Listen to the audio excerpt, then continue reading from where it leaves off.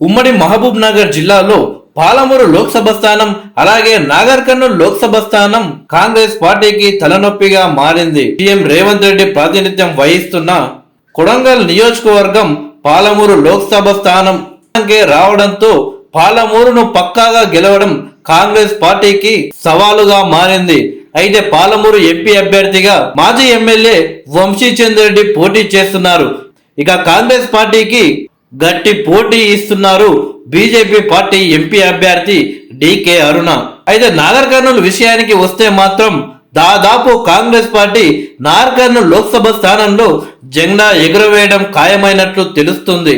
BRS నుండి RS Praveen Kumar పోటీ చేస్తున్నప్పటికీ పెద్దగా ప్రభావం చూపే అవకాశం మాత్రం కనిపించడం లేదు. ఆర్ఎస్ ప్రవీణ్ అలాగే కాంగ్రెస్ అభ్యర్థి మల్లు రవి మధ్య బిగ్ ఫైట్ నడిచేలా కనిపిస్తుంది.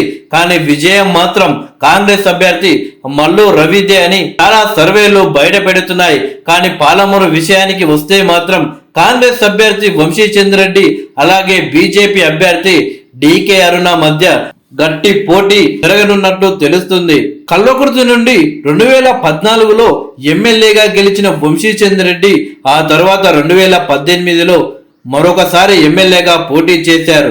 కానీ పెద్దగా ప్రభావం చూపకుండా 3వ స్థానానికి పరిమితమైపోయారు. ఆ తర్వాత 2019లో మహబూబ్ నగర్ ఎంపీగా పోటీ చేశారు.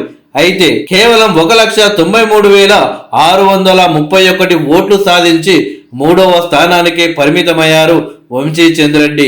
ఇక 2వ స్థానంలో 3,33,573 ఓట్లు సాధించి డికే అరుణ 2వ స్థానంలో నిలిచారు.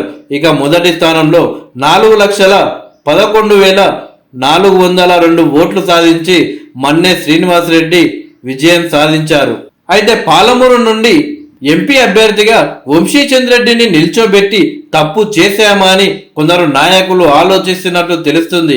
పాలమూరు లోక్సభ స్థానాన్ని ఎలాగైనా గెలిపించుకోవాలి అని సీఎం రేవంత్ రెడ్డి గారు అష్ట కష్టాలు పడుతున్నట్లు తెలుస్తుంది. పాలమూరు లోక్సభ స్థానం సీఎం రేవంత్ రెడ్డికి సవాలుగా మారింది.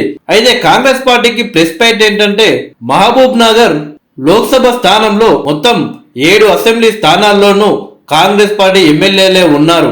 అన్ని అనుకూల పరిస్థితులు ఉన్నా కానీ బీజేపీ బీఆర్ఎస్ అభ్యర్థుల నుండి కాంగ్రెస్ పార్టీ అభ్యర్థి వంశీచందర్ రెడ్డి గట్టి పోటీ ఎదుర్కోవాల్సిన పరిస్థితులు నెలకొన్నాయి. ఓటర్లు అసెంబ్లీ ఎన్నికలను ఎంపీ ఎన్నికలను వేరువేరుగా చూడడం వల్ల ఈ పోటీ నెలకొంది. రాష్ట్రంలోని మిగతా పార్లమెంటు స్థానాల పరిస్థితులు ఎలా ఉన్నా కానీ మహబూబ్ నగర్ పార్లమెంటు స్థానాన్ని గెలిపించుకోవాల్సిన బాధ్యత సీఎం రేవంత్ రెడ్డిపై ఉంది. దీంతో పాటు రాష్ట్రంలోని మరికొన్ని సీట్లు గెలుచుకుంటే సీఎం రేవంత్ ప్రతిష్ట ఢిల్లీలో మరింత పెరగడమే కాకుండా ఆయనను వ్యతిరేకించే వారి నోర్లు పూర్తిగా మూతపడతాయి. ఒకవేళ ఫలితాలు తారుమారైతే సీఎం రేవంత్ ప్రతిష్టకు మచ్చ ఏర్పడుతుంది.